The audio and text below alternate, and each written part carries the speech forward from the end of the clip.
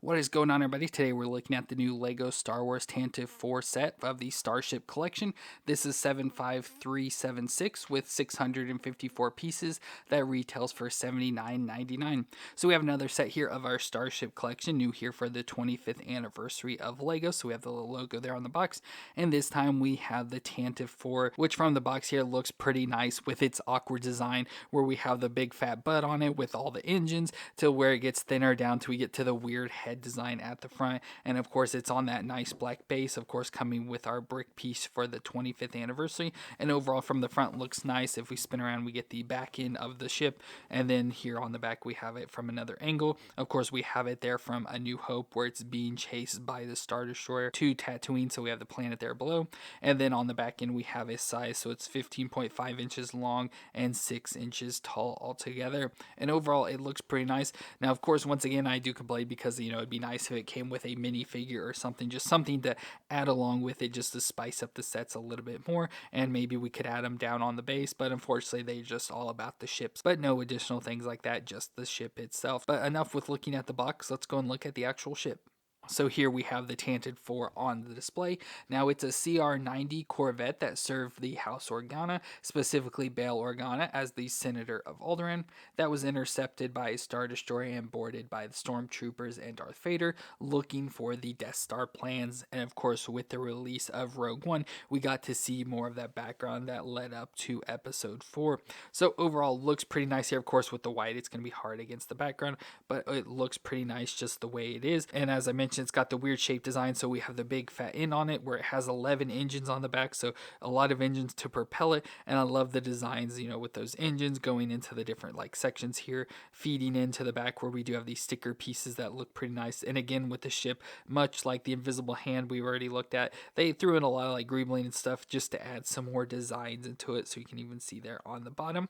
And then we go into I guess our main sections of the ship. So not sure what all the ship is, I don't know the breakdown or anything, but we have the sections here where we have the piece that maybe this is where stuff boards. I could feel ships attaching onto the side here and boarding, but I think they also may board at the bottom. Not exactly sure how it all works exactly.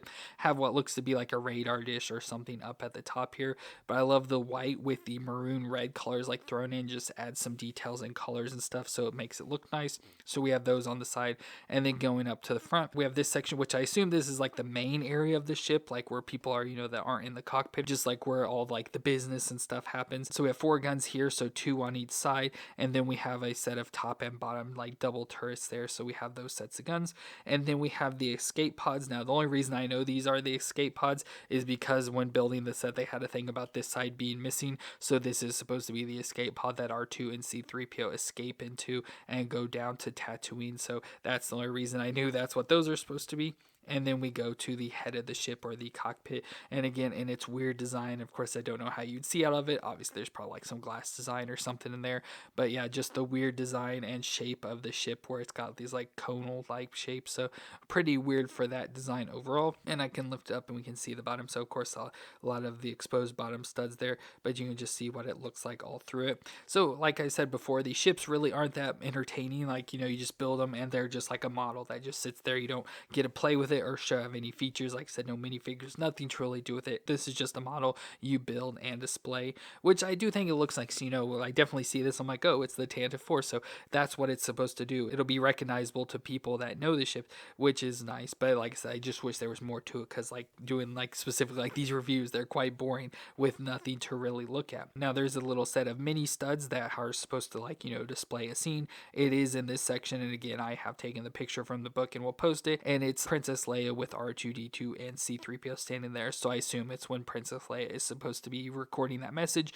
when C-3PO shows up and kind of interrupts it. And so that is inside of this section here. And then of course we have it on the black display base, so it attaches on the bottom here. Obviously we can pull this off and you can play with it, I guess, fly around the ship, but you can attach it onto the base for display, where we have the little piece here on the front where it says Lego Star Wars with the Tantive logo.